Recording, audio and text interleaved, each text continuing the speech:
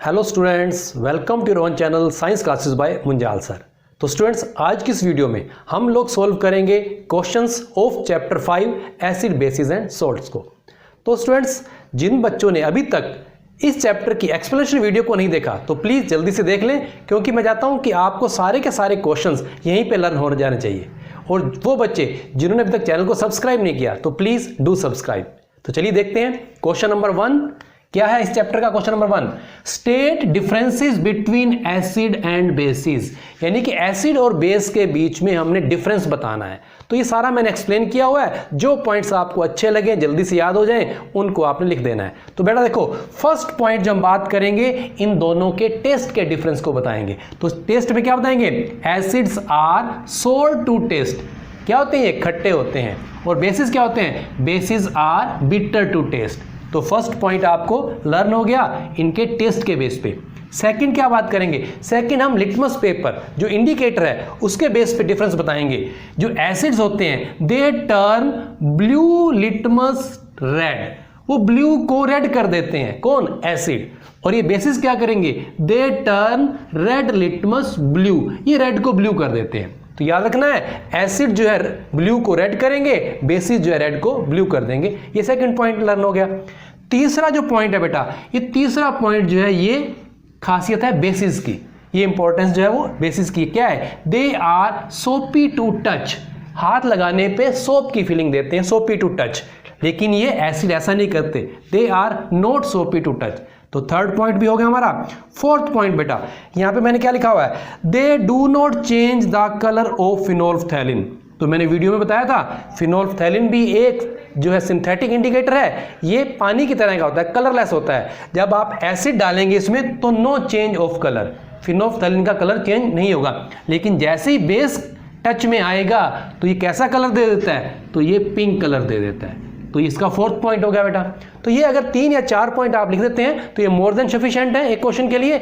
लेकिन आपको 2 और पॉइंट्स भी आने चाहिए, इन दोनों के डिफरेंस। आप टर्मेरिक इंडिकेटर पे भी लिख सकते हैं, और दूसरा जो है वो चाइना रोज पेटल्स के बेस पे भी लिख सकते हैं। तो वो क्या चेंज करेंगे, क्या डिफरेंस रहेगा टर्मेरिक इंडिकेटर का और चाइना रोज इंडिकेटर का, तो वो आपने मेरे को कमेंट बॉक्स में जरूर बताना है।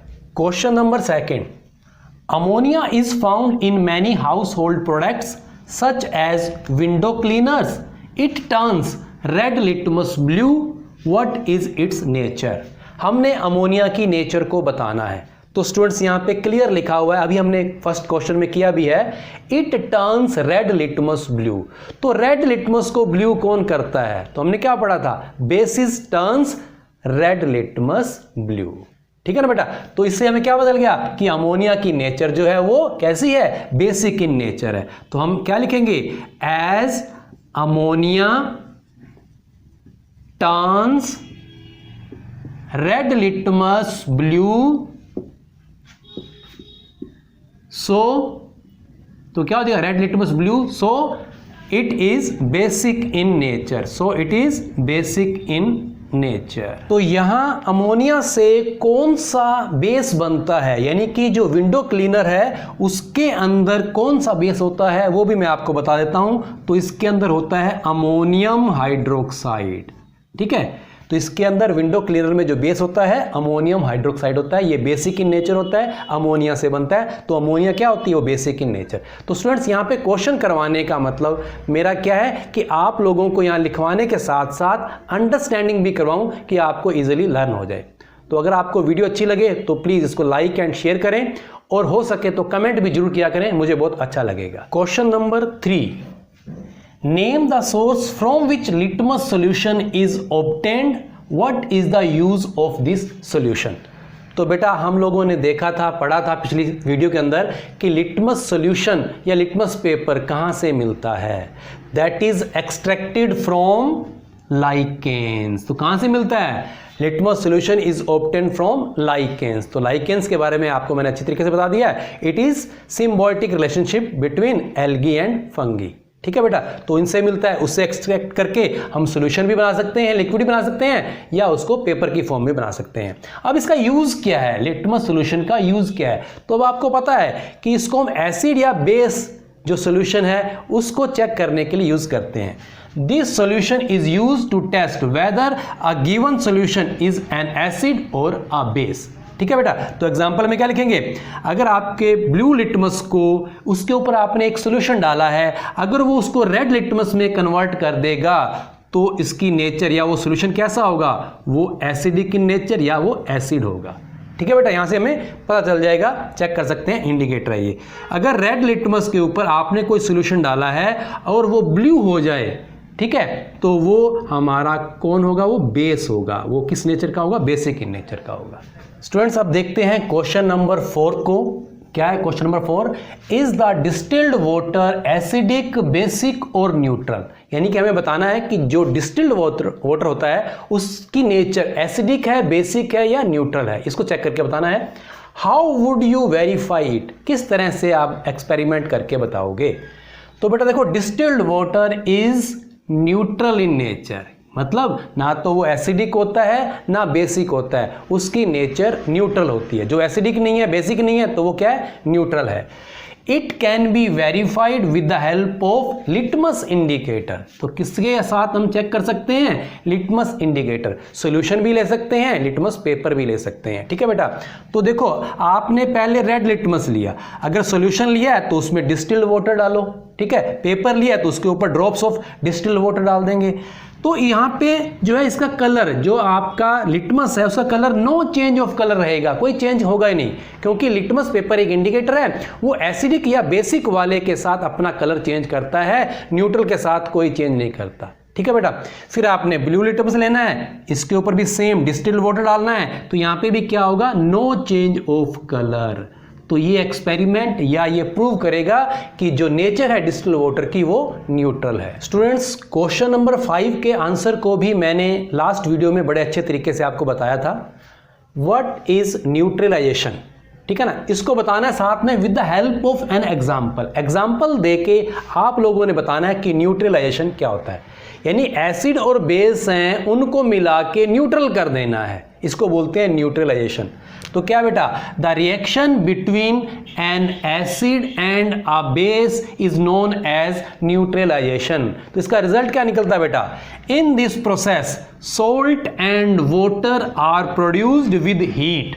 ठीक है ना बेटा, तो हमने न्यूट्रलाइजेशन को बताना है और इसके प्रोडक्ट्स क्या बनते हैं वो भी बताने हैं, लेकिन साथ में एग्जाम्पल के साथ। तो एग्जाम्पल में हम क्या बताएंगे बेटा, एक एसिड जो है उसकी रिएक्शन आप बेस के साथ करवाएंगे, जब इन दोनों की रिएक्शन हो जाएगी तो यहाँ पे बनेगा एक सोल्ट, साथ में बनेगा वाटर और साथ में निकलेगी हीट। ठीक है ना, ये वाली कहानी इसमें से आ गई। अब एग्जाम्पल दे देना कि जैसे मैंने यहाँ पर HCl हाइड्रोक्लोरिक एसिड ले लिया और यहाँ पर मैंने NaOH सोडियम हाइड्रोक्साइड बेस ले लिया, इन दोनों की रिएक्शन से आपको जो सोल्ट मिलेगा NaCl सोडियम क्लोराइड, साथ में बनेगा वाटर H2O और साथ में जो है वो हीट पैदा होगी। ठीक है बेटा, ये किसका एग्जाम्पल हो गया। बेटा दूसरा एग्जाम्पल आप ये भी दे सकते हैं बेटा, जैसा कि मैंने वीडियो में बताया था कि जब किसी को एसिडिटी हो जाती है, ठीक है ना, तो उसको बर्निंग फील होती है कि उसके पेट में बहुत जलन हो रही है, तो वो क्या लेता है, एंटासिड टेबलेट लेता है या एंटासिड जेल लेता है। तो बेटा और आप एग्जांपल ले सकते हैं इनो का, जैसे एसिडिटी होती है तो इनो ले लेते हैं। तो इनो का जो मेन इंग्रेडिएंट होता है बेटा, वो जो आपके घरों में पड़ा था सोडा, जिसको बेकिंग सोडा बोलते हैं, सोडियम हाइड्रोजन कार्बोनेट। ठीक है ना, तो वो क्या होता है, वो एक सोल्ट है और उसकी नेचर क्या होती है, बेसिक है। आपके स्टोमक में एसिड है, आप क्या ले रहे हैं, एक बेस ले रहे हैं, तो एसिड के साथ जब बेस जाके मिलेगा तो वो उसकी इफेक्ट को कम कर देगा, उसको न्यूट्रल कर देगा। ठीक है ना, ये होता है न्यूट्रलाइजेशन रिएक्शन। क्वेश्चन नंबर 6 बड़ा ही आसान क्वेश्चन है, आप लोगों को आंसर पता है, मुझे बताने की जरूरत भी नहीं है, लेकिन थोड़ा डिस्कस करते हैं। बेटा ये ट्रू फॉल्स का क्वेश्चन है और इसके जो है 5th पॉइंट दिए हुए हैं। फर्स्ट स्टेटमेंट क्या है, nitric asset turns red litmus blue. हमें पता है ये क्या है, nitric acid. Nitric acid, acid क्या करते हैं, ब्लू लिटमस को रेड करते हैं। और ये क्या बोल रहा है, ये बोल रहा है कि रेड लिटमस को ब्लू। झूठ बोल रहा है, झूठ बोल रहा है, तो हम इसको क्या लिख देंगे, ये फॉल्स है। नेक्स्ट स्टेटमेंट, सोडियम हाइड्रोक्साइड, ठीक है ना, याद आ गया ना, फॉर्मूला भी याद कर लेना, NaOH सोडियम हाइड्रोक्साइड क्या है, ये बेस है। Sodium hydroxide turns blue litmus red. अरे ये क्या फिर कह रहा है, ये तो हम बात कर रहे हैं बेस की, तो बेस हमें पता है कि वो रेड को ब्लू करते हैं, और ये क्या बोल रहा है, ब्लू लिटमस रेड। बहुत ही झूठ बोल रहा है भाई, ये भी झूठ बात है इसकी, तो हम यहाँ पे फॉल्स लिख देंगे। ठीक है ना बेटा, समझ में आ रहा है आपको। सोडियम हाइड्रोक्साइड, ठीक है ना, तो ये क्या हो गया, बेस हो गया। एंड हाइड्रोक्लोरिक एसिड, बेस और acid neutralise each other and form salt and water. शुक्र है इसने कुछ सच तो बोला, तो ये इसकी बात बिल्कुल ठीक है। तो ये न्यूट्रलाइजेशन रिएक्शन की बात कर रहा है, एसिड और बेस एक दूसरे को न्यूट्रलाइज करते हैं, salt and water with heat पैदा करते हैं। ठीक है बेटा, नेक्स्ट देखो बेटा, इंडिकेटर।